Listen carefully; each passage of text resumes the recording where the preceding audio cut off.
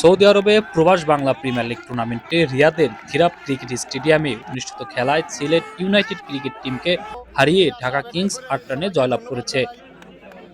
ঢাকা কিংসের পক্ষ থেকে উপস্থিত দর্শক এবং খেলোয়াড়দের অভিনন্দন জানান টিম মালিক জসিম মাহমুদ, প্রধান উপদেষ্টা আনোয়ার হোসেন, উপদেষ্টা আরিফ মৃধা, টিম পরিচালক আমির তালুকদার এবং সৌদি আরব বাংলাদেশ প্রবাসী সাংবাদিক ফোরামের সভাপতি ফারুক আহমেদ চান, সিনিয়র সহসভাপতি মোহাম্মদ জাহাঙ্গীর আলম হৃদয়।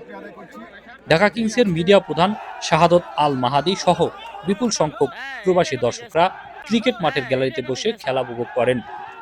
আগামীতে যেন ঢাকা কিংস ভালো খেলে জয়লাভ করতে পারে সেজন্য সকলের কাছে দোয়া চেয়েছেন কমিটির পক্ষ থেকে। এই আশা ব্যক্ত করে সবাইকে ধন্যবাদ জানাই।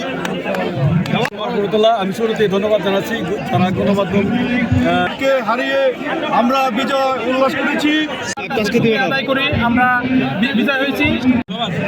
আজকে আমরা দ্বিতীয় রাউন্ডের জন্য শুকরিয়া, আজকে আমাদের আল্লাহর তরফ থেকে আমি শুরুতে মহান রব্বুল আলামিনের শুকরিয়া আদায় করছি যে আজকে। নিউ ইয়র্ক থেকে সম্প্রচারিত TVN 24 টেলিভিশন বিশ্বজুড়ে বাঙালির কণ্ঠস্বর।